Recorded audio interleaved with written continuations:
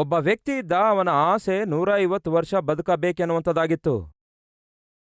Bible ಹೇಳ್ತದೆ ಅಧಿಕ ಬಲ ಇರುವುದಾದರೆ 80 ವರ್ಷ ಬದುಕಬಹುದೆಂದು. ಆದರೆ ಅವನಿಗಿರುವ ಆಸೆ ಏನೆಂದರೆ 80 ವರ್ಷ ಅಲ್ಲ, 90 ವರ್ಷ ಅಲ್ಲ, 100 ವರ್ಷ ಅಲ್ಲ, ಮೋಶೆ 120 ವರ್ಷ ಬದುಕಿದ. ಹಾಗಾಗಿ ಇವನಿಗಿರುವ ಆಸೆ ಏನಿತ್ತು ಗೊತ್ತಾ? 150 ವರ್ಷ ಬದುಕಬೇಕೆಂಬುದಾಗಿ ಆಶಿಸಿದ. ನಿಮ್ಮಲ್ಲಿ ಕೆಲವರಿಗೆ ಬರುವ ಅಭಿಪ್ರಾಯವೇನೆಂದ್ರೆ, ಆ ಕಾಲದಲ್ಲಿ ಜನರು ಅಷ್ಟು ಕಾಲ ಬದುಕುತ್ತಿದ್ದಿರಲ್ಲವೇ? ಅಬ್ರಹಾಮನು 170 ವರ್ಷ ಬದುಕಿದ. ಅದೇ ರೀತಿಯಾಗಿ ಆ ಯಾಕೋಬನು ಹೆಚ್ಚು ಕಡಿಮೆ 147 ವರ್ಷ ಬದುಕಿದೇನಲ್ಲವೇ? ಹಾಗಾಗಿ ಆ ಕಾಲದವರು ಹಾಗಂದ್ಕೊಂಡಿರ್ತಾರೆ ಬಿಡಿ. ಹಾಗಾಗಿ 150 ವರ್ಷ ಬದುಕಬೇಕೆಂದು ಆ ಕಾಲದವರು ಅಂದ್ಕೊಂಡಿದ್ದೇ ಆದ್ರೆ ತಪ್ಪೇನಿಲ್ಲ ಅಂದ್ಕೊಳ್ಬಹುದು. ಆದರೆ ತಪ್ಪು. ಅವನು ಅಂದ್ಕೊಂಡಿದ್ದು ಯಾಕೋಬನು ಬದುಕಿದ ಕಾಲದಲ್ಲಿ ಅಲ್ಲ, ಅಬ್ರಹಾಮನು ಬದುಕಿದ ಕಾಲದಲ್ಲಲ್ಲ. ನಾವೆಲ್ಲರೂ ಜೀವಿಸುತ್ತಿರುವಂತಹ ಈ ಕಾಲದಲ್ಲಿಯೇ ಒಬ್ಬ ವ್ಯಕ್ತಿ 150 ವರ್ಷ ಬದುಕಬೇಕು ಎಂಬುದಾಗಿ ಆಶಿಸಿದ. ಹಾಗೆ 150 ವರ್ಷ ಬದುಕುವುದಕ್ಕಾಗಿ ಎಷ್ಟೋ ಎಚ್ಚರ ವಹಿಸುತ್ತಾನೆ. ಎಷ್ಟು ಎಚ್ಚರ ವಹಿಸುತ್ತಾನೆ ಗೊತ್ತಾ ನಿಮಗೆ? ಮನುಷ್ಯರ ಮಧ್ಯದಲ್ಲಿ ಹೋದ್ರೆ ಮಾಸ್ಕ್ ಹಾಕಿಕೊಳ್ತಿದ್ದ, ಕೈಗಳಿಗೆ ಖಂಡಿತವಾಗಿಯೂ ಗ್ಲೌಸ್ ಹಾಕಿಕೊಳ್ತಿದ್ದ. ಯಾರಿಗಾದರೂ ಶೇಕ್ ಹ್ಯಾಂಡ್ ಕೊಡೋದಾದ್ರೆ ಗ್ಲೌಸ್ ಇಲ್ಲದೆ ಶೇಕ್ ಹ್ಯಾಂಡ್ ಕೊಡ್ತಿರಲಿಲ್ಲ. ಎಲ್ಲಿ ಇನ್ಫೆಕ್ಷನ್ಸ್ ಬರುತ್ತವೆ ಎಂಬುದಾಗಿ ಯೋಚಿಸಿ ಅಷ್ಟು ಎಚ್ಚರ ವಹಿಸುತ್ತಾ ಇದ್ದ. ಅಷ್ಟು ಮಾತ್ರವಲ್ಲ, ಅವನ ಸುತ್ತಲೂ ಯಾವಾಗಲೂ 12 ಮಂದಿ ಡಾಕ್ಟರ್ಸ್ ಇರ್ತಾ ಇದ್ರು. ಪ್ರತಿದಿನ ತಲೆಗಿರುವ ಕೂದಲಿನಿಂದ ಕಾಲಿಗಿರುವಂತಹ ಉಗುರು ಬೆರಳಿನವರೆಗೂ ಪರೀಕ್ಷಿಸುತ್ತಾ ಇದ್ರು. ಪ್ರತಿದಿನ ಆ ವ್ಯಕ್ತಿಯ ಶರೀರ ಟೆಸ್ಟ್ ಅನ್ನು ಮಾಡುತ್ತಾ ಇದ್ರು. 12 ಮಂದಿ ಸ್ಪೆಷಲಿಸ್ಟ್ ಡಾಕ್ಟರ್ಸ್ಗಳು ಪ್ರತಿದಿನ ಅವನನ್ನು ಪರಿಶೀಲಿಸುತ್ತಾ ಇದ್ರು. ಅವನಿಗಿರುವಂತಹ ಬ್ರೇಕ್ಫಾಸ್ಟ್ ಆಗಿರಬಹುದು, ಲಂಚ್ ಆಗಿರಬಹುದು, ಡಿನ್ನರ್ ಆಗಿರಬಹುದು, ಅದು ಡಾಕ್ಟರ್ ಪ್ರಿಸ್ಕ್ರೈಬ್ ಮಾಡಿದ್ದೇ ಆಗಿರಬೇಕಿತ್ತು. ಡಾಕ್ಟರ್ ಅಡ್ವೈಸ್ ಮಾಡಿದ ಫುಡ್ಡೇ ತಿನ್ನಬೇಕಾಗಿತ್ತು. ಅಷ್ಟು ಮಾತ್ರವಲ್ಲ, ಆ ಫುಡ್ ಲ್ಯಾಬ್ಗೆ ಕಳಿಸುತ್ತಾ ಇದ್ರು. ಆ ಫುಡ್ಡಲ್ಲಿ ಏನಾದರೂ ವಿಷ ಇದೆಯೋ ಏನೋ ಎಂಬುದಾಗಿ ಲ್ಯಾಬಿಗೆ ಕಳಿಸಿ ಅದನ್ನು ಟೆಸ್ಟ್ ಮಾಡಾದ ಮೇಲೆ, ಅಲ್ಲಿ ಪಾಸ್ ಆದ ಮೇಲೆಯೇ ಅದು ಟೇಬಲ್ ಮೇಲೆ ಬ್ರೇಕ್ಫಾಸ್ಟ್ ಆಗಿ, ಲಂಚ್ ಆಗಿ, ಡಿನ್ನರ್ ಆಗಿ ಬರ್ತಾ ಇತ್ತು. ಸಾಧಾರಣವಾಗಿ ಒಬ್ಬ ವ್ಯಕ್ತಿ ಆರೋಗ್ಯವಾಗಿರಬೇಕಾದ್ರೆ ಫಿಟ್ನೆಸ್ ಟ್ರೇನರ್ ಇಟ್ಕೊಳ್ತಾನೆ. ಆದರೆ ಅವನು 15 ಜನರನ್ನು ಫಿಟ್ನೆಸ್ ಟ್ರೇನರ್ಸ್ಗಳನ್ನು ಇಟ್ಕೊಂಡ, ಒಬ್ಬನನ್ನಲ್ಲ. 15 ಜನ ಫಿಟ್ನೆಸ್ ಟ್ರೇನರ್ಸ್ ಯಾವಾಗಲೂ ಅವನೊಂದಿಗೆ ಇರ್ತಾ ಇದ್ರು. 12 ಮಂದಿ ಡಾಕ್ಟರ್ಸ್ ಯಾವಾಗಲೂ ಅವನೊಂದಿಗೆ ಪ್ರಯಾಣ ಮಾಡ್ತಾ ಇದ್ರು. ಆ ವ್ಯಕ್ತಿ ನಿವಾಸಿಸುವ ಮನೆಯಲ್ಲಿ ಕೂಡ ಉಳ್ಕೊಳ್ತಾ ಇದ್ರು. ಅಷ್ಟು ಮಾತ್ರವಲ್ಲ, ಅವನು ಮಲಗುವಂತಹ ಬೆಡ್ ಏನಿತ್ತಲ್ಲವೋ ಆ ಬೆಡ್ಡಿಗೆ ಆಕ್ಸಿಜನ್ ಮಿಷನ್ಸ್ಗಳಿದ್ವು. ಏನಾದ್ರೂ ಮರೆತು ಆಕ್ಸಿಜನ್ ನಿಂತು ಹೋದ್ರೂ ಕೂಡ, ಕಡಿಮೆಯಾದ್ರೂ ಕೂಡ ತಕ್ಷಣವೇ ಆ ಮಿಷನ್ನಿಂದ ಆಕ್ಸಿಜನ್ ತಲುಪಿಸುವುದಕ್ಕಾಗಿ ಆ ಬೆಡ್ ಎಲ್ಲಾ ಉಪಕರಣಗಳಿಂದ ತುಂಬಿಕೊಂಡಿತು. ಒಂದು ವೇಳೆ ಹಾರ್ಟ್ ಫೇಲ್ ಆಗುವುದಾದ್ರೆ ಹಾರ್ಟ್ ದಾನ ಮಾಡುವುದಕ್ಕಾಗಿ, ಕಿಡ್ನಿ ಫೇಲ್ ಆಗುವುದಾದ್ರೆ ಕಿಡ್ನಿ ದಾನ ಮಾಡುವುದಕ್ಕಾಗಿ, ಕಣ್ಣಿಗೇನಾದ್ರೂ ಆಗುವುದಾದ್ರೆ ಕಣ್ಣನ್ನು ದಾನ ಮಾಡುವುದಕ್ಕಾಗಿ, ಹೀಗೆ ತನ್ನ ಶರೀರದಲ್ಲಿರುವ ಯಾವುದಾದ್ರೂ ಒಂದು ಪ್ರಾಮುಖ್ಯವಾದ ಅಂಗ ಏನಾದರೂ ಹಾಳಾಗುವುದಾದರೆ ತಕ್ಷಣವೇ ಆ ಅಂಗಗಳನ್ನು ಡೊನೇಟ್ ಮಾಡುವುದಕ್ಕಾಗಿ ಡೋನರ್ಸ್ಗಳನ್ನು ಮುಂಚಿತವಾಗಿಯೇ ಸಿದ್ಧ ಮಾಡಿಟ್ಕೊಂಡಿದ್ದ. ಅವನು ಆಶಿಸಿದ್ದೇನೆಂದರೆ 150 ವರ್ಷ ನಾನು ಬದುಕಬೇಕು ಎಂದು ಆಶಿಸಿದ. ಆದರೆ ನಡೆದದ್ದೇನು? 2009 ಒಂದು ವಾರ್ತೆ ತೀವ್ರವಾಗಿ ಪ್ರಪಂಚವನ್ನೇ ಪ್ರಭಾವ ಬೀರಿತು. ಗೂಗಲ್ ಲಾಕ್ ಆಗಿಬಿಡ್ತು, ಟ್ವಿಟ್ಟರ್ ಬ್ಲಾಕ್ ಆಗಿಬಿಡ್ತು, ಇನ್ಸ್ಟಾಗ್ರಾಮ್ ಲಾಕ್ ಆಗಿಬಿಡ್ತು. ಪ್ರತಿ ಸೋಷಲ್ ಮೀಡಿಯಾ ಪೂರ್ತಿಯಾಗಿ ಜಾಮ್ ಆಗಿಬಿಡ್ತು. ಯಾವಾಗ ಗೊತ್ತಾ? 2009 ಅಕ್ಟೋಬರ್. ಆ ವ್ಯಕ್ತಿ ಹಾರ್ಟ್ ಅಟ್ಯಾಕ್ ಬಂದದ್ದರಿಂದ ಸಡನ್ ಆಗಿ ಸತ್ತು ಹೋದ. 150 ವರ್ಷ ಬದುಕಬೇಕೆಂದಿದ್ದ. ಕನಿಷ್ಠ 50 ವರ್ಷ ಕೂಡ ಪೂರ್ತಿಯಾಗಿ ಬದುಕಲಿಕ್ಕಾಗಲಿಲ್ಲ.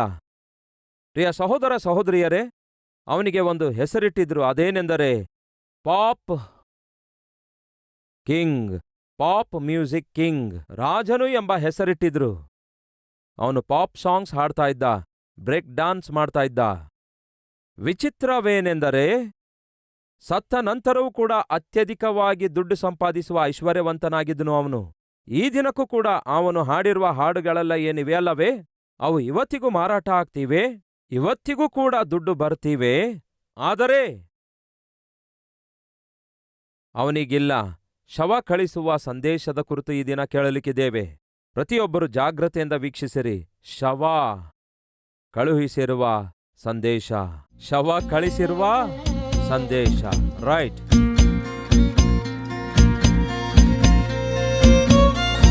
ನಾನು ದೊಡ್ಡ ಆಟಗಾರನು, ಏನಾದರೂ ನಾನು ಬಹಳ ಅಂದವಾಗಿದ್ದೆ, ಏನಾದರೂ ನಾನು ದೊಡ್ಡ ಆಸ್ತಿವಂತನು, ಏನಾದರೂ ದೊಡ್ಡ ನಾಯಕನು. ಯಾವುದೂ ನನ್ನನ್ನು ರಕ್ಷಿಸಲಿಲ್ಲ.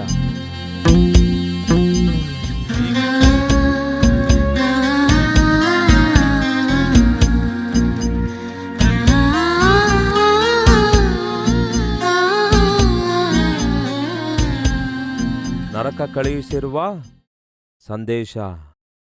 ಪ್ರಿಯ ಸಹೋದರ ಸಹೋದರಿಯರೇ, ನೀವು ದೊಡ್ಡ ಆಟಗಾರನಾಗಿರ್ಬೋದು, ದೊಡ್ಡ ಹಾಡುಗಾರನಾಗಿರ್ಬೋದು, ಸೌಂದರ್ಯನಾಗಿರಬಹುದು, ದೊಡ್ಡ ರಾಜಕೀಯ ವ್ಯಕ್ತಿಯಾಗಿರ್ಬೋದು, ದೊಡ್ಡ ಆಸ್ತಿವಂತನಾಗಿರಬಹುದು. ಕೇಳಿ ಸಹೋದರ ಸಹೋದರಿಯರೇ, ಅವನಿಗಿರುವ ಟ್ಯಾಲೆಂಟ್, ಅವನಿಗಿರುವ ಆಸ್ತಿ, ಅವನಿಗಿರುವ ಅಂತಸ್ತು, ಅವನಿಗಿರುವ ಅಧಿಕಾರ, ಅವನ ಪ್ರಾಣ ಹೋಗುವ ಸಮಯ ಬಂದಾಗ ಯಾರೊಬ್ಬರೂ ಕೂಡ ಮರಣದೂತನನ್ನು ದಾಟಿ ಹೋಗುವ ಚಾನ್ಸ್ ಇಲ್ಲವೇ ಇಲ್ಲ. ಇಷ್ಟೊಂದು ಜಾಗ್ರತೆ ತೆಗೆದುಕೊಂಡರೂ ಸಹ ಕನಿಷ್ಠ 60 ವರ್ಷ ಕೂಡ ಬದುಕಲಿಕ್ಕಾಗಲಿಲ್ಲ ಪ್ರಿಯರೇ.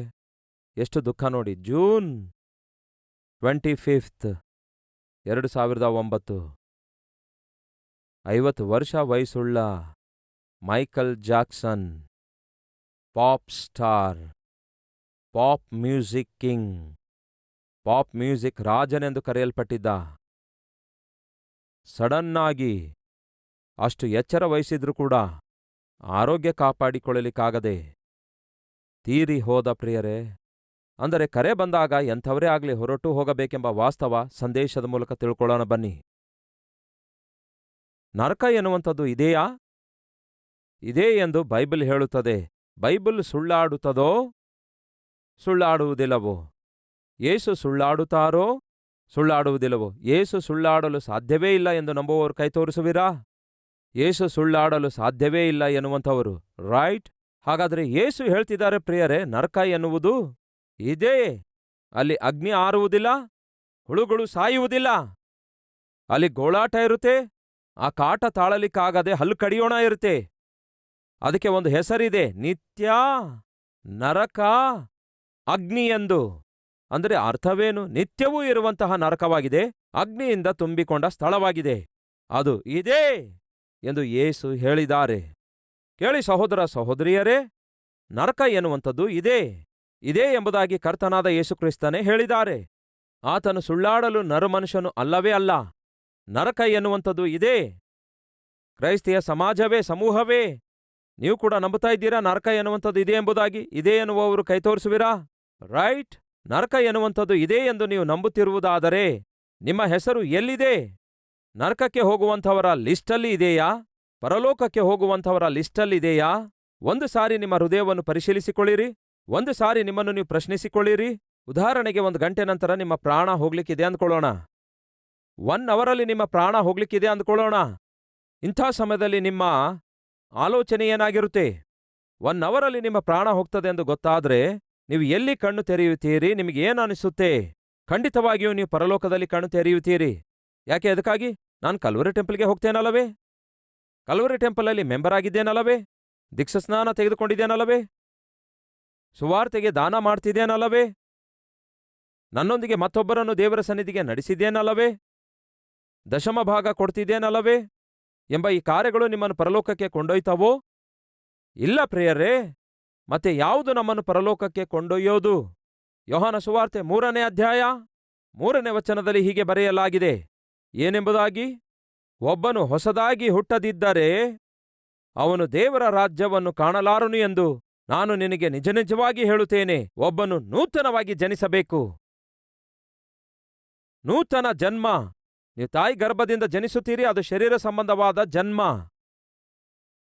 ಆದರೆ ಯಾವಾಗ ನೀವು ಯೇಸುವಿನ ಬಳಿಗೆ ಬಂದು ನಿಮ್ಮ ಪಾಪಿಷ್ಟ ಜೀವಿತಕ್ಕಾಗಿ ಪಶ್ಚಾತ್ತಾಪಪಟ್ಟು, ದೇವರೇ ನನಗೊಂದು ನೂತನ ಮನಸ್ಸನ್ನು ಕೊಡಿಯಿರಿ, ನೂತನ ಜನ್ಮದ ಅನುಭವ ಕೊಡಿಯಿರಿ ಎಂದು ಪ್ರಾರ್ಥನೆ ಮಾಡಿದಾಗ ದೇವರು ನಿಮಗೆ ನೂತನ ಹೃದಯ ಕೊಡ್ತಾರೆ. ಅದಕ್ಕೆ ಹೇಳಿದ್ದೇನೆಂದರೆ ಮಾನಸಾಂತರ ಎಂಬ ಮನಸ್ಸು.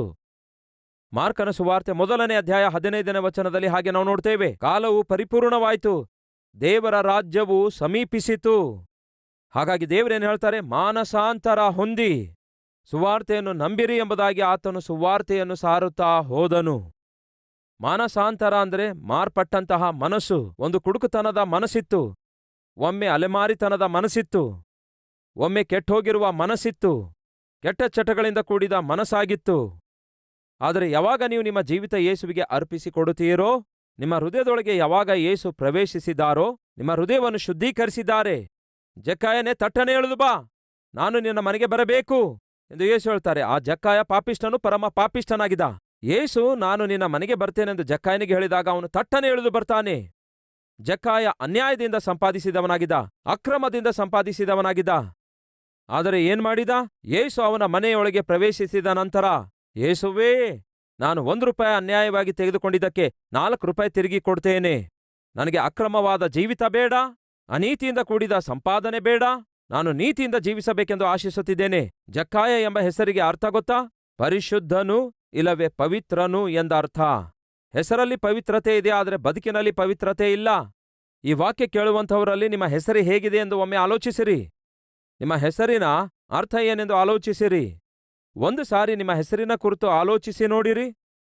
ಹೆಸರಿಗೆ ತಕ್ಕ ಜೀವಿತ ಜೀವಿಸುತ್ತಾ ಇದ್ದೀರಾ? ಜಕ್ಕಾಯನು ಎಂಬ ಹೆಸರಿನ ಅರ್ಥ ಪವಿತ್ರನು ಇಲ್ಲವೇ ಪರಿಶುದ್ಧನು. ಹೆಸರಲ್ಲಿ ಪವಿತ್ರತೆ ಇದೆ, ಆದರೆ ಜಕ್ಕಾಯನ ಜೀವಿತದಲ್ಲಿ ಪವಿತ್ರತೆ ಇಲ್ಲ. ಅವನು ಮಾಡುವ ಉದ್ಯೋಗ ಒಳ್ಳೆ ಉದ್ಯೋಗವೇ ಆಗಿತ್ತು, ಆದರೆ ಅವನು ಸಂಪಾದಿಸುವ ಸಂಪಾದನೆ ಅಕ್ರಮವಾಗಿತ್ತು, ಅನೀತಿಯಿಂದ ಕೂಡಿದ ಸಂಪಾದನೆಯಾಗಿತ್ತು, ಅನ್ಯಾಯದಿಂದ ಕೂಡಿದ ಸಂಪಾದನೆಯಾಗಿತ್ತು. ಹಾಗಾಗಿ ಯಾವಾಗ ಯೇಸು ಅವನ ಮನೆಯೊಳಗೆ ಬರುತ್ತಾರೋ, ಯಾವಾಗ ಅವನ ಜೀವಿತದೊಳಗೆ ಬರುತ್ತಾರೋ, ಅಲ್ಲಿಯವರೆಗೂ ಅವನ ಜೀವಿತದಲ್ಲಿ ಗೂಡು ಕಟ್ಟಿಕೊಂಡಿರುವ ಕತ್ತಲೆ ಪೂರ್ತಿ ಮಾಯವಾಗುತ್ತೆ. ಒಂದೇ ಸಮನೆ ಕತ್ತಲೆ ಓಡಿ ಹೋಗುತ್ತೆ. ಅವನ ಹೃದಯ, ಅವನ ಗೃಹ ಬೆಳಕಿನಿಂದ ತುಂಬಲ್ಪಟ್ಟಿತು. ಕತ್ತಲೆ ಓಡಿ ಹೋದಾಗ ಕತ್ತಲೆಯೊಂದಿಗೆ ಕತ್ತಲೆಯ ಕಾರ್ಯಗಳೆಲ್ಲ ಓಡಿ ಹೋದು. ಅದಕ್ಕೆ ಹೇಳ್ತಾನೆ, ಯೇಸುವೇ, ಅನ್ಯಾಯವಾಗಿ ₹1 ತೆಗೆದುಕೊಂಡ್ರೆ ತಿರುಗಿ ₹4 ಕೊಡ್ತೇನೆ ಅನ್ನುತ್ತಾನೆ.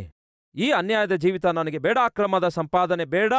ಬದುಕಿರುವವರೆಗೂ ಹೆಸರಿಗೆ ತಕ್ಕಂತೆ ನಾನು ಜೀವಿಸುತ್ತೇನೆ. ಕ್ರೈಸ್ತರು ಅಂದರೆ ಯಾರು ಗೊತ್ತಾ? ಕ್ರಿಸ್ತನನ್ನು ಹಿಂಬಾಲಿಸುವವರು, ಕ್ರಿಸ್ತನ ಹಾಗೆ ಜೀವಿಸುವವರು. ಹೆಸರಿಗೆ ತಕ್ಕ ಜೀವಿತ ನಾವು ಜೀವಿಸೋಣ, ಅಷ್ಟೇ ಹೊರತು ಹೆಸರೇನೋ ದೊಡ್ಡದಂತೆ, ಊರೇನೋ ಕೆಟ್ಟದಂತೆ ಆ ರೀತಿಯಾಗಿ ನಮ್ಮ ಜೀವಿತ ಇರಬಾರದು. ಅಲೆಕ್ಸಾಂಡರ್ ಎಂಬ ಚಕ್ರವರ್ತಿ ತಾನು ಚಕ್ರವರ್ತಿಯಾಗಿ ಆಳುತ್ತಿರುವಾಗ ಅವನ ಸೈನ್ಯದಲ್ಲಿ ಒಂದು ರೂಲ್ ಇತ್ತು. ಏನೆಂದು ಗೊತ್ತಾ? ಯುದ್ಧಕ್ಕೆ ಹೋಗ್ಬೇಕು, ಯುದ್ಧ ಮಾಡಬೇಕು, ಗೆದ್ದು ಬರಲೇಬೇಕು. ಅಷ್ಟೇ ಹೊರತು ಯುದ್ಧ ಮಾಡಲಾರದೆ ಹಿಂದಕ್ಕೆ ತಿರುಗಿ ಓಡಿ ಬರುವುದಾಗಲಿ, ಅಂದರೆ ಶತ್ರುವಿಗೆ ಹಿಂದಿನ ಬೆನ್ನು ತೋರಿಸುವುದಾಗಲಿ, ಯುದ್ಧ ಮಾಡ್ಲಿಕ್ಕಾಗದೆ ತಿರುಗಿ ಓಡಿ ಬರುತ್ತಾನಲ್ಲವೇ, ಹಾಗೆ ಯಾರಾದರೂ ಓಡಿ ಬರುವುದಾದರೆ ಅಂಥವರಿಗೆ ಭಯಂಕರವಾಗಿ ಶಿಕ್ಷಿಸುತ್ತಿದ್ದ. ಯುದ್ಧ ಆಗುವಾಗ ಒಮ್ಮೆ ಒಬ್ಬ ಸೈನಿಕನು ಶತ್ರುವಿಗೆ ಎದುರಿಸಲಿಕ್ಕಾಗದೆ ತನ್ನ ಹಿಂದಿನ ಭಾಗವನ್ನು ತೋರಿಸ್ತಾನೆ. ಅಂದರೆ ಅರ್ಥವೇನೆಂದರೆ, ನಾನು ನಿನ್ನೊಂದಿಗೆ ಯುದ್ಧ ಮಾಡಲ್ಲ, ನನ್ನಿಂದ ಆಗಲ್ಲ ಎಂಬುದಾಗಿ ಹೇಳಿ ಹಿಂದಿನ ಭಾಗ ತೋರಿಸಿದ್ರೆ ಎದುರುಗಡೆ ಇರುವ ಆ ಶತ್ರು ದಯೆ ತೋರಿಸಿ ಆಯ್ತು ಹೋಗು, ಎಷ್ಟು ಹೇಡಿಯಾಗಿದೆಯಂತ ಹೇಳಿ ಕಳಿಸ್ತಾರಂತೆ. ಹೀಗೆ ಒಬ್ಬನು ತನ್ನ ಬೆನ್ನನ್ನು ತೋರಿಸಿ ಓಡಿ ಹೋಗುವಾಗ ಉಳಿದ ಸೈನಿಕರು ಹಿಡ್ಕೊಳ್ತಾರೆ. ಹಿಡಿದು ಅಲೆಕ್ಸಾಂಡರ್ ಬಳಿಗೆ ಕರೆತರ್ತಾರೆ. ಕರೆತಂದು ಹೇಳ್ತಾರೆ, ಚಕ್ರವರ್ತಿಯೇ, ಮಹಾಚಕ್ರವರ್ತಿಯಾದ ಅಲೆಕ್ಸಾಂಡರನೇ, ಇವನು ನಮ್ಮ ಸೈನ್ಯದಲ್ಲಿ ಇದ್ದುಕೊಂಡು ಮಾಡಿದೇನ್ ಗೊತ್ತಾ? ಶತ್ರುವನ್ನು ಎದುರಿಸಲಿಕ್ಕಾಗದೆ ಶತ್ರುವಿಗೆ ಬೆನ್ನು ತೋರಿಸಿ ಹೆದರಿ ಓಡಿ ಬಂದಿದ್ದಾನೆ. ಅಲೆಕ್ಸಾಂಡರ್ಗೆ ಬಹಳ ಕೋಪ ಬರುತ್ತೆ. ಕಾರಣವೇನೆಂದರೆ, ಸೋಲೇ ಗೊತ್ತಿಲ್ಲದಂತೆ ಚಕ್ರವರ್ತಿಯಾಗಿ ಆಳ್ವಿಕೆ ಮಾಡುತ್ತಿರುವಂತಹ ಆ ಸಮಯದಲ್ಲಿ ಬೆನ್ನು ತೋರಿಸಿ ಹಿಂದಕ್ಕೆ ಓಡಿ ಬಂದಂಥವನಿಗೆ ನೋಡಿ, ಏಯ್, ನಿನ್ನ ಹೆಸರೇನು ಅಂದಾಗ ಅವನ ಬಾಯಿಂದ ಮಾತೇ ಬರಲಿಲ್ಲ. ನಿನ್ನ ಹೆಸರೇನು ಅಂತ ಕೇಳಿದ್ರೆ ಹೆಸರೇ ಹೇಳ್ತಲ್ಲ, ಅಷ್ಟು ಸೊಕ್ಕ ನಿನಗೆ, ಹೆಸರೇ ಹೇಳು ಎಂದು ಬೆದರಿಸಿ ಕೇಳಿದ್ರೆ ಆಗ ಅವನು ಹೇಳಿದ್ದೇನು ಗೊತ್ತಾ? ನಡುಗುತ್ತಾ ನಡುಗುತ್ತಾ ನಡುಗುತ್ತಾ ಅವನು ಹೇಳಿದ್ದೇನೆಂದ್ರೆ, ಅಲೆಕ್ಸಾಂಡರ್ ಎಂದು ನನ್ನ ಹೆಸರಂದ. ಏನಂತೆ ಅವನ ಹೆಸರು? ಅಲೆಕ್ಸಾಂಡರ್. ಅಯ್ಯೋ, ಕೆಲ್ಸಕ್ಕೆ ಬರದವನೇ, ನನ್ನ ಹೆಸರಿಟ್ಕೊಂಡು ಸೋಲು ಅಂದ್ರೆ ಏನು ಅಂತ ಗೊತ್ತಿಲ್ಲದಂತಹ ನನ್ನ ಹೆಸರಿಟ್ಕೊಂಡು, ನನ್ನ ಹೆಸರು ಕೇಳಿದ್ರೆ ಶತ್ರುಗಳು ಹೆದರಿ ಓಡಿ ಹೋಗ್ತಾರಲ್ಲವೇ, ಅಂತಹ ನನ್ನ ಹೆಸರಿಟ್ಕೊಂಡು ಶತ್ರುವನ್ನು ಎದುರಿಸಲಿಕ್ಕಾಗದೆ ಹೆದರು ಓಡಿ ಬಂದಿದೀಯಾ? ನಾಚಿಕೆ ಇಲ್ಲವೋ? ಈಗ ನಿನಗೊಂದು ವಿಷಯ ಹೇಳ್ತಿದ್ದೇನೆ, ವಾರ್ನಿಂಗ್ ಕೊಡ್ತಿದ್ದೇನೆ. ನಿನ್ನ ಹೆಸರಾದ್ರೂ ಬದಲಾಯಿಸ್ಕೋ, ಇಲ್ಲವೇ ನಿನ್ನ ಬುದ್ಧಿಯಾದ್ರೂ ಮಾರ್ಪಡಿಸಿಕೋ ಎಂದು ಖಡಖಂಡಿತವಾಗಿ ಹೇಳಿಬಿಟ್ಟ. ಅಲೆಕ್ಸಾಂಡರ್ ಒಬ್ಬ ಪಾಪಿಷ್ಟಿ, ಭಯಂಕರ ವ್ಯಭಿಚಾರಿ, ಭಯಂಕರ ಕುಡುಕನಾಗಿದ್ದ. ಆದರೆ ಅವನಿಗೇ ಅಷ್ಟು ರೋಷ ಬಂತಂತೆ. ಎದಕ್ಕಾಗಿ? ಇವನು ನನ್ನ ಹೆಸರಿಟ್ಕೊಂಡು ಹೇಡಿಯಂತೆ ಬದುಕುತ್ತಿದ್ದಾನೆಂದು ರೋಷ ಬಂತಂತೆ. ಮತ್ತೆ ದೇವರಿಗೆ ಇನ್ನೆಷ್ಟು ರೋಷ ಬರಬೇಕು ಪ್ರಿಯರೇ? ಆತನು ಪರಿಶುದ್ಧನು, ಪರಿಶುದ್ಧನು, ಪರಿಶುದ್ಧನು. ಯಾವ ಪಾಪ ಇಲ್ಲದವನು, ಯಾವ ಲೋಪ ಇಲ್ಲದವನು, ಬಹು ಪರಿಶುದ್ಧನು. ಅಂಥ ಪರಿಶುದ್ಧ ದೇವರ ಮಕ್ಕಳೆಂಬುದಾಗಿ ನಾವು ಕರೆಯಲ್ಪಡ್ತಿದ್ದೇವೆ. ನಿಮ್ಮಲ್ಲಿ ಎಷ್ಟು ಜನ ನಿಜವಾಗ್ಲೂ ಹೇಳ್ರಿ, ನಾನು ದೇವರ ಮಗುವಾಗಿದ್ದೇನೆ ಎನ್ನುವವರು ಕೈ ತೋರಿಸುವಿರಾ? ಯೇಸುವಿಗೆ ಮಗುವಾಗಿದ್ದೇನೆ ಎನ್ನುವವರು ಕೈ ತೋರಿಸುವಿರಾ? Yes yes yes, thank you. ಈಗ ನಾವೆಲ್ಲರೂ ಕೈ ತೋರಿಸಿದ್ದಕ್ಕೆ ಯಾರು ನೋಡಿದ್ದಾರೆ? ದೇವರು ನೋಡಿದ್ದಾರೆ. ದೇವರು ನೋಡಿದಾಗ ಈಗ ನಮ್ಮ ಜೀವಿತ ತಂದೆಯನ್ನು ಸಂತೋಷಪಡಿಸುವಂಥದ್ದಾಗಿದೆಯೋ, ತಂದೆಗೆ ದುಃಖಪಡಿಸುವಂಥದ್ದಾಗಿದೆಯೋ? ಒಮ್ಮೆ ಆಲೋಚಿಸಿ. ಅಯ್ಯೋ ಮಗನೇ, ನೀನು ನನ್ನ ಮಗನೆಂದು ಕೈ ಯಾಕೆ ತೋರಿಸ್ತಾ ಇದ್ದೀನಿ? ನೀನು ಮಾಡೋದೆಲ್ಲ ಸೈತಾನನ ಕೆಲಸವಲ್ಲವೋ? ಮಗಳೇ, ನೀನು ನನ್ನ ಮಗಳೇ ಎಂದು ಕೈ ತೋರಿಸಿದ್ದೇನು? ನೀನು ಮಾಡೋದೆಲ್ಲ ಸೈತಾನನ ಕೆಲಸ ಅಲ್ಲವೋ? ಹಾಕೋ ವೇಷ ಎಲ್ಲ ಸೈತಾನನ ವೇಷ ಅಲ್ಲವೋ? ಮಾತಾಡೋದೆಲ್ಲ ಸೈತಾನನ ಮಾತುಗಳಲ್ಲವೋ? ಹೇಳೋದೆಲ್ಲ ಸುಳ್ಳಲ್ಲವೋ? ನೋಡೋದೆಲ್ಲ ಹೊಲಸು ಸಿನಿಮಾ ಅಲ್ಲವೋ? ಸಂಪಾದಿಸುವುದೆಲ್ಲ ಅಕ್ರಮ ಸಂಪಾದನೆ ಅಲ್ಲವೋ? ನನ್ನ ಮಗನು ಎಂಬುದಾಗಿ, ನನ್ನ ಮಗಳು ಎಂಬುದಾಗಿ ನೀನು ಆರಾಮಾಗಿ ಕೈ ತೋರಿಸೋದೇನು? ನಾಚಿಕೆ ಇಲ್ಲವೋ ನಿನಗೆ ಎಂದು ದೇವರು ಎಲ್ಲಿ ಕೇಳ್ತಾರೇನೋ ಒಮ್ಮೆ ಆಲೋಚಿಸಿ. ಮತ್ತೆ ಜ್ಞಾಪಕಗೊಳಿಸ್ತೇನೆ. ಗತದಲ್ಲಿ ಒಂದ್ಸಾರಿ ಹಂಚಿಕೊಂಡಿದ್ದೇನೆ, ಸಂದರ್ಭ ಬಂದಿದ್ದಕ್ಕೆ ಮತ್ತೆ ಹಂಚಿಕೊಳ್ತೇನೆ, ಕೇಳ್ರಿ. ಇದೇ ಅಲೆಕ್ಸಾಂಡರ್ ತಂದೆಯ ಹೆಸರು ಫಿಲಿಪ್. ಫಿಲಿಪಿಯವರಿಗೆ ಬರೆದ ಪತ್ರಿಕೆ ಇದೆ ಅಲ್ಲವೇ? ಆ ಫಿಲಿಪಿಯರಿಗೆ ಬರೆದ ಪತ್ರಿಕೆ ಪೌಲನು ಫಿಲಿಪ್ಪಿ ಪಟ್ಟಣದಲ್ಲಿರುವ ವಿಶ್ವಾಸಿಗಳಿಗೆ ಬರೆಯುತ್ತಾನೆ. ಆ ಫಿಲಿಪ್ಪಿ ಎನ್ನುವಂತಹ ಪಟ್ಟಣದಲ್ಲಿ ಒಂದು ಸಭೆ ಇತ್ತು. ಆ ಸಭೆಗೆ ಪೌಲನು ಈ ಪತ್ರ ಬರೆಯುತ್ತಾನೆ. ಆ ಫಿಲಿಪ್ಪಿ ಪಟ್ಟಣಕ್ಕೆ ಯಾಕೆ ಫಿಲಿಪ್ಪಿ ಪಟ್ಟಣ ಎಂದು ಕರೆದಿದ್ರು ಗೊತ್ತಾ? ಅಲೆಕ್ಸಾಂಡರ್ ತಂದೆ ಹೆಸರು ಫಿಲಿಪ್. ಅವನ ಹೆಸರೇ ಅಲ್ಲಿ ಆ ಪಟ್ಟಣಕ್ಕೆ ಇಟ್ಟಿದ್ರು. ಹಾಗಾಗಿ ಅಲೆಕ್ಸಾಂಡರ್ ತಂದೆ ಹೆಸರು ಫಿಲಿಪ್ ಆಗಿತ್ತು. ಅವನು ಗವರ್ನರ್ ಆಗಿರುವಾಗ, ಅಲೆಕ್ಸಾಂಡರ್ ಹುಡುಗನಾಗಿದ್ದಾಗ ಆ ಊರಲ್ಲಿ ಒಬ್ಬ ಕುಡುಕನಿದ್ದ. ಆ ಕುಡುಕನು ಒಂದು ದಿವಸ ಅಲೆಕ್ಸಾಂಡರನ ತಂದೆ ಬಳಿಗೆ ಬಂದು, ಫಿಲಿಪ್ ಅವರೇ, ಫಿಲಿಪ್ ಅವರೇ. ಏನಯ್ಯ, ಯಾಕೆ ಕಿರ್ಚುತ್ತಾ ಇದ್ದಿ? ಕಿರ್ಚೋದಲ್ಲ ಸಾರ್, ನಿಮ್ಗೊಂದು ವಿಷಯ ಹೇಳಬೇಕು. ನೀನೇನಯ್ಯ ಕುಡುಕನಾಗಿ ನನಗೊಂದು ವಿಷಯ ಹೇಳೋದು? ನಿಮ್ಮವನು ನಮ್ಮವನೊಂದಿಗೆ ಅಲ್ಲಿ ತಿರುಗಾಡ್ತಿದ್ದಾನೆ. ನಿಮ್ಮವನು ಅಂದ್ರೆ ಅರ್ಥವೇನು? ಫಿಲಿಪ್ ಅವರೇ, ಈ ದೇಶಕ್ಕೆ, ಈ ಪ್ರದೇಶಕ್ಕೆ ಗವರ್ನರ್ ಆಗಿ ಇರ್ತಾ ಇದ್ದೀರಲ್ಲವೇ? ನಿಮ್ಮ ಮಗನಿದ್ದಾನಲ್ಲವೇ ಅಲೆಕ್ಸಾಂಡರ್ ಎಂಬುದಾಗಿ, ಅವನು ಅಲ್ಲಿ ಕೆಲ್ಸಕ್ಕೆ ಬಾರದ ನನ್ನ ಮಗನೊಂದಿಗೆ ತಿರುಗಾಡ್ತಿದ್ದಾನೆ ಎಂದು ಹೀಗೆ ಒಬ್ಬ ಕುಡುಕನು ಬಂದು ಪರಿಪಾಲಿಸುವಂತಹ ಫಿಲಿಪ್ಪನಿಗೆ ಹೇಳ್ತಾನೆ, ನಿಮ್ಮ ಮಗನೂ ನನ್ನ ಮಗನೊಂದಿಗೆ ತಿರುಗಾಡ್ತಿದ್ದಾನೆ, ಇದು ಗೊತ್ತಾ? ಈ ಮಾತು ಕೇಳಿದಾಗ ಫಿಲಿಪ್ ನಾಚಿಕೆಯಿಂದ ತಲೆ ಬಾಗಿಸಿಕೊಂಡ. ನನ್ನ ಮಗನು ಮಾಡ್ತಿರೋದೇನು? ಗವರ್ನರ್ ಆಗಿರುವಂತಹ ನನ್ನ ಮಗನು ನಾಳೆ ದೇಶವನ್ನೇ ಪರಿಪಾಲಿಸಬೇಕಾದ ನನ್ನ ಮಗನು ಈ ಕುಡುಕನ ಮಗನ ಜೊತೆಗೆ ತಿರುಗಾಡುವುದೇನು? ನಾಚಿಕೆಯಿಂದ ತಲೆ ಬಾಗಿಸಿಕೊಂಡ. ದೂರದಿಂದಲೇ ಅಲೆಕ್ಸಾಂಡರ್ ಇದನ್ನು ನೋಡಿದನಂತೆ. ತನ್ನ ತಂದೆ ಒಬ್ಬ ಕುಡುಕನ ಮಗನೊಂದಿಗೆ ತಿರುಗಾಡ್ತಿದ್ದಾನೆಂದು ಅವನು ತಿಳ್ಕೊಂಡಾಗ ತನ್ನ ತಂದೆ ತಲೆ ಬಾಗಿಸುವುದನ್ನು ನೋಡಿದನಂತೆ. ಆ ದಿನ ಅಲೆಕ್ಸಾಂಡರ್ ಒಬ್ಬ ಹುಡುಗನಾಗಿದ್ದ. ಒಂದು ತೀರ್ಮಾನ ತೆಗೆದುಕೊಂಡ, ಜೀವನದಲ್ಲೇ ಇನ್ನೆಂದಿಗೂ ಕೂಡ ನನ್ನ ತಂದೆ ತಲೆ ಬಾಗಿಸಿಕೊಳ್ಳುವ ಹಾಗೆ ನಾನು ಜೀವಿಸುವುದೇ ಇಲ್ಲ ಎಂಬುದಾಗಿ ಆ ಕುಡುಕನ ಮಗನೊಂದಿಗೆ ತಿರುಗಾಡುವುದನ್ನು ಬಿಟ್ಟನಂತೆ. ಅಲೆಕ್ಸಾಂಡರ್ಗೆ ಅಷ್ಟು ರೋಷ ಬಂದಿರೋದಾದ್ರೆ, ಅಲೆಕ್ಸಾಂಡರ್ನ ಅಂಥವನೇ ತನ್ನ ತಂದೆಗೆ ಸಂತೋಷ ಪಡಿಸುವುದಕ್ಕಾಗಿ ಕುಡುಕನ ಮಗನೊಂದಿಗೆ ತಿರುಗಾಡುವುದನ್ನು ಯೌವನದಲ್ಲೇ ಬಿಟ್ಟು ಬಿಡೋದಾದ್ರೆ, ಕೇಳಿ ತಮ್ಮ ತಂಗಿಯಂದರೇ, ನಮ್ಮನ್ನು ನೋಡಿ ಸೈತಾನನು ದೇವರಿಗೆ ಏನ್ ಹೇಳ್ತಾನೆ ಗೊತ್ತಾ? ದೇವರೇ, ನಿನ್ನ ಮಗಳು ನನ್ನ ಮಗನೊಂದಿಗೆ ತಿರುಗಾಡ್ತಿದ್ದಾಳೆ ಎಂದು ಸೈತಾನನು ಹೇಳ್ತಾನೆ. ದೇವರೇ, ನಿನ್ನ ಮಗನು ನನ್ನ ಮಗಳೊಂದಿಗೆ ತಿರುಗಾಡ್ತಿದ್ದಾನೆ ಗೊತ್ತಾ? ಬಹಳ ಸಡಿಲಾಗಿ ತಿರುಗಾಡ್ತಿದ್ದಾನೆ, ಪಾರ್ಕಲ್ಲಿ ತಿರುಗಾಡ್ತಿದ್ದಾನೆ, ಓಯೋ ರೂಮ್ಸ್ ಅಲ್ಲಿ ತಿರುಗಾಡ್ತಿದ್ದಾನೆ, ಇಷ್ಟ ಬಂದಂತೆ ಪಾಪಿಷ್ಟ ಕೆಲಸ ಮಾಡ್ತಿದ್ದಾನೆ. ನಿನ್ನ ಮಗಳು ಸಭೆಗೆ ಹೋಗ್ತಾರಲ್ಲವೇ, ಹಾಡು ಹಾಡ್ತಾರಲ್ಲವೇ, ಕಾಣಿಕೆ ಕೊಡ್ತಾರಲ್ಲವೇ, ಸಾಕ್ಷಿ ಹೇಳ್ತಾರಲ್ಲವೇ, ಅವ್ರು ಏನ್ ಮಾಡ್ತಿದ್ದಾರೆ ಗೊತ್ತಾ? ನನ್ನ ಮಕ್ಕಳೊಂದಿಗೆ ಸೇರಿ ಕೆಟ್ಟ ಕೆಲಸ ಮಾಡ್ತಿದ್ದಾರೆ. ಮೇಲಿಂದ ನಿನ್ನ ಮಕ್ಕಳೆಂದು ಹೇಳಿಕೊಳ್ತಿದ್ದಾರೆ. ಒಂದು ವೇಳೆ ಈ ರೀತಿ ಯೇಸುಕ್ರಿಸ್ತನನ್ನು ಪ್ರಶ್ನಿಸುವುದಾದ್ರೆ, ನಿಮ್ಮನ್ನು ನೀವು ಮಾಡುವ ಕೆಲಸವನ್ನು ನೋಡಿ, ನೀವು ಹಾಕುವ ವೇಷ ನೋಡಿ, ನೀವು ಮಾಡ್ತಿರುವ ಮೋಸ ನೋಡಿ, ನಿಮ್ಮ ವೇಷಧಾರಣೆ ನೋಡಿ, ನಿಮ್ಮ ನಟನೆಯ ಜೀವಿತ ನೋಡಿ, ಯೇಸು ನೋಡ್ದಿಯಾ ನಿನ್ನ ಮಗನೇನ್ ಮಾಡ್ತಿದ್ದಾನೆ, ನೋಡು ನೋಡು ನೋಡು ಎಂಬುದಾಗಿ ನೀವು ತಪ್ಪು ಮಾಡುವಾಗ, ಕೆಟ್ಟ ಕೆಟ್ಟ ಕೆಲಸ ಮಾಡುವಾಗ, ಪಾಪ ಮಾಡುತ್ತಿರುವಾಗ ಯೇಸುವಿಗೆ ಸೈತಾನನು ಹೇಳ್ತಾನೆ, ನೋಡು ನೋಡು ನೋಡು ನಿನ್ನ ಮಗನೇನ್ ಮಾಡ್ತಿದ್ದಾನೆಂದು ಎಂದು. ಹೀಗೆ ಎಂದು ಯೇಸುವನ್ನು ಪ್ರಶ್ನಿಸಿದ್ರೆ ಯೇಸು ಅವಮಾನದಿಂದ ತಲೆ ಬಾಗಿಸಿಕೊಳ್ತಾರೇನು? ಯೇಸುವಿಗೆ ಅವಮಾನದಿಂದ ತಲೆ ಬಾಗಿಸಿಕೊಳ್ಳುವ ಹಾಗೆ ತಲೆ ತಗ್ಗಿಸಿಕೊಳ್ಳುವಂತೆ ಮಾಡುವವರಾಗಿದ್ದಾರೋ ದೇವರ ಮಕ್ಕಳು? ಅಲ್ವಲ್ಲ. ನನ್ನ ಮಗನೇ, ನನ್ನ ಹೃದಯ ಸಂತೋಷಪಡಿಸಿ ಎಂದು ದೇವರು ಹೇಳ್ತಾರೆ. ನಾವೆಲ್ಲರೂ ಇರುವುದು ಯಾವುದಕ್ಕೋಸ್ಕರ? ದೇವರ ಹೃದಯವನ್ನು ಸಂತೋಷಪಡಿಸುವುದಕ್ಕಾಗಿ. ಆ ವಾಕ್ಯ ನೋಡಿಕೊಳ್ಳೋಣ ಬನ್ನಿ. ಜ್ಞಾನೋಕ್ತಿಗಳ ಪುಸ್ತಕ 27ನೇ ಅಧ್ಯಾಯ 11ನೇ ವಚನ. ಮಗನೇ, ಜ್ಞಾನವನ್ನು ಪಡೆದುಕೊಂಡು ನನ್ನ ಹೃದಯವನ್ನು ಸಂತೋಷಪಡಿಸು. ಹಾಗಾದರೆ ನನ್ನನ್ನು ದೂರುವವನಿಗೆ ನಾನು ಧೈರ್ಯದಿಂದ ಮಾತಾಡುವೆ. ನನ್ನ ಮಗನೇ, ಕೇಳು ಕೇಳು, ಸೈತಾನನಿಗಲ್ಲ ನೀನು ಸಂತೋಷಪಡಿಸಬೇಕಾದದ್ದು, ಸೈತಾನನ ಮನುಷ್ಯರಿಗಲ್ಲ ಮಗನೇ ನೀನು ಸಂತೋಷಪಡಿಸಬೇಕಾದದ್ದು. ನಾನೇ ಅಲ್ಲವೋ ನಿನಗಾಗಿ ಪ್ರಾಣ ಕೊಟ್ಟಿರೋದು, ನಾನಲ್ಲವೋ ಮಗಳೇ ನಿನಗಾಗಿ ರಕ್ತ ಸುರಿಸಿದು, ನನಗೇ ತಾನೇ ನೀನು ಸಂತೋಷಪಡಿಸಬೇಕಾದದ್ದು. ನನ್ನನ್ನು ಸಂತೋಷಪಡಿಸು, ನನ್ನನ್ನು ಘನಪಡಿಸು, ನನ್ನನ್ನು ಮಹಿಮೆಪಡಿಸು. ಅವಾಗ ಏನ್ ಹೇಳ್ತಾರೆ ದೇವರು? ನನ್ನನ್ನು ನಿಂದಿಸುವವರಿಗೆ ನಾನು ಧೈರ್ಯದಿಂದ ಉತ್ತರಿಸುತ್ತೇನೆ. ನೋಡು ದೇವ್ರೆ, ನಿನ್ನ ಮಗನೇನ್ ಮಾಡ್ತಿದ್ದಾನೆಂದು, ನೋಡು ದೇವ್ರೆ, ನಿನ್ನ ಮಗಳು ಏನ್ ಮಾಡ್ತಿದ್ದಾಳೆಂದು ಸೈತಾನನು ಬಂದು ನನ್ನನ್ನು ನಿಂದಿಸುತ್ತಿರುವಾಗ ನಾನು ಧೈರ್ಯದಿಂದ ಮಾತಾಡ್ತೇನೆ. ನೋಡೇನ್ ಮಾಡ್ತಿದ್ದಾನೆ, ನೀತಿಯಿಂದ ಜೀವಿಸ್ತಿದ್ದಾನೆ, ನನ್ನ ಮಗಳು ಯಥಾರ್ಥವಾಗಿ ಜೀವಿಸ್ತಿದ್ದಾಳೆ, ಪರಿಶುದ್ಧಳಾಗಿ ಜೀವಿಸ್ತಿದ್ದಾಳೆ. ನಿನ್ ಕೈಯಲ್ಲಿರುವಾಗ ಇಷ್ಟ ಬಂದಂತೆ ಅವರ ಜೀವಿತ ನಾಶ ಮಾಡ್ತಾ ಬಂದೆ. ಆದರೆ ಅವರು ತಮ್ಮ ಜೀವಿತ ನನ್ನ ಕೈಗೆ ಒಪ್ಪಿಸಿಕೊಟ್ಟಾಗ ನನಗಿಷ್ಟಕರವಾಗಿ ಮಾಡಿಕೊಂಡು ನನ್ನ ಮಕ್ಕಳನ್ನಾಗಿ ಅವರನ್ನು ಮಾಡಿದ್ದೇನೆ. ನನ್ನ ಹೋಲಿಕೆ ಅವರಿಗೆ ಕೊಟ್ಟಿದ್ದೇನೆ, ನನ್ನ ಮನಸ್ಸು ಅವರಿಗೆ ಕೊಟ್ಟಿದ್ದೇನೆ, ನನ್ನ ಹಾಗೆ ಜೀವಿಸುವ ಜೀವಿತ ಅವರಿಗೆ ಕೊಟ್ಟಿದ್ದೇನೆ. ಅದನ್ನೇ ಅಲ್ಲವೋ ದೇವರು ಹೇಳಬೇಕಾದದ್ದು. ಪ್ರಿಯ ಸಹೋದರ ಸಹೋದರಿಯರೇ, ಒಂದು ಸಾರಿ ಆಲೋಚಿಸಿರಿ. ನಾವು ಕ್ರೈಸ್ತರಾಗಿರೋದಾದ್ರೆ ಕ್ರಿಸ್ತನ ಮಕ್ಕಳಾಗಿದ್ದೇವೆ. ಕ್ರಿಸ್ತನ ಮಕ್ಕಳಾಗಿರೋದ್ರಿಂದ ನಾವು ಕ್ರೈಸ್ತರಾಗಿದ್ದೇವೆ.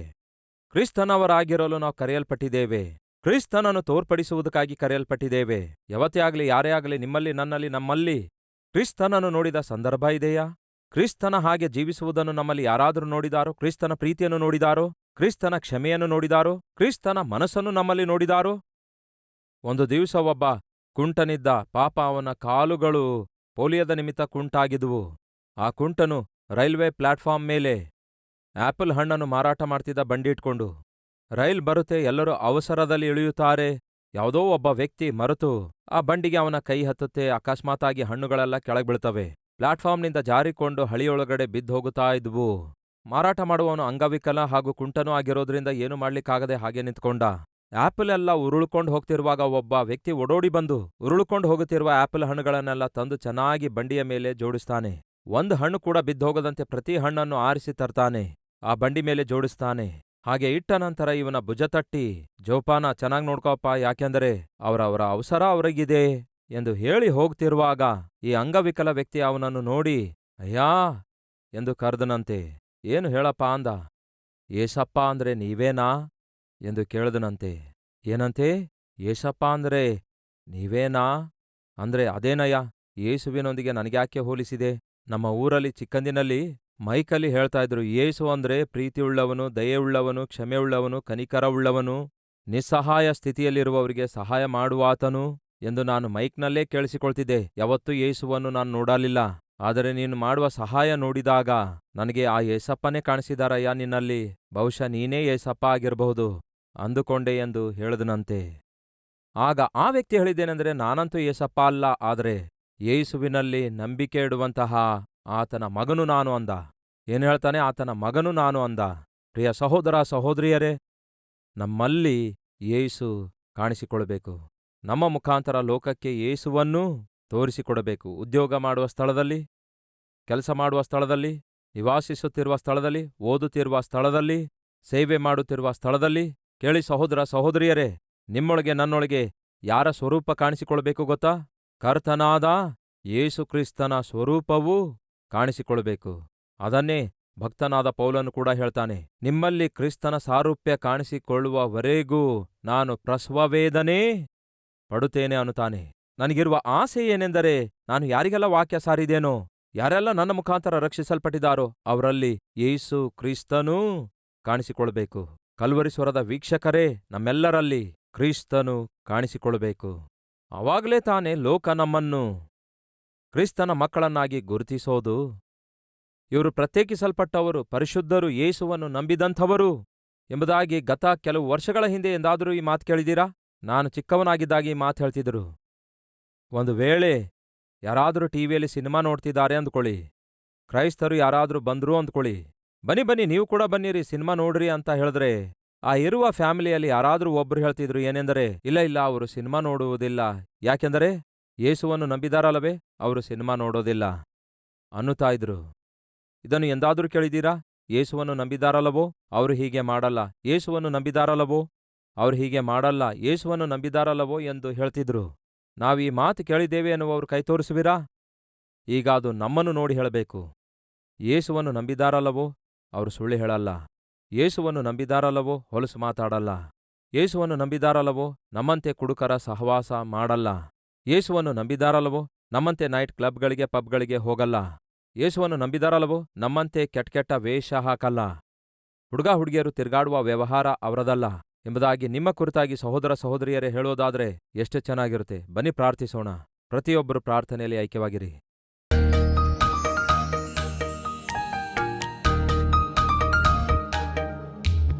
ಮಹಾಪರಿಶುದ್ಧನಾದ ಪ್ರೀತಿಯುಳ್ಳ ತಂದೆಯೇ, ನೇರವಾದ ಶಕ್ತಿಯುತವಾದ ಸಂದೇಶ ಒದಗಿಸಿದ್ದೀರಿ.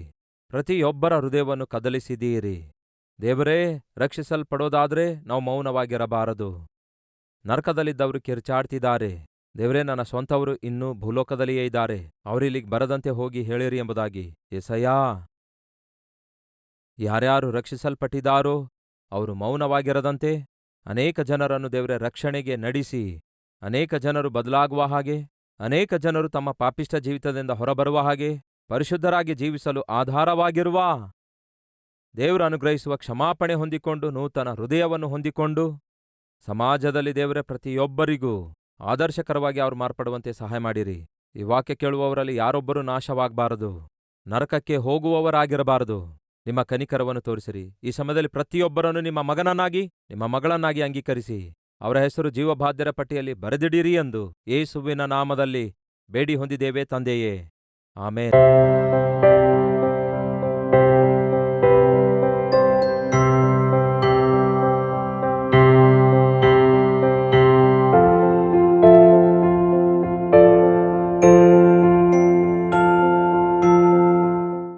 ನಮ್ಮ ವಿಳಾಸ Calvary, post box number 30, Kukatpally, Hyderabad 72.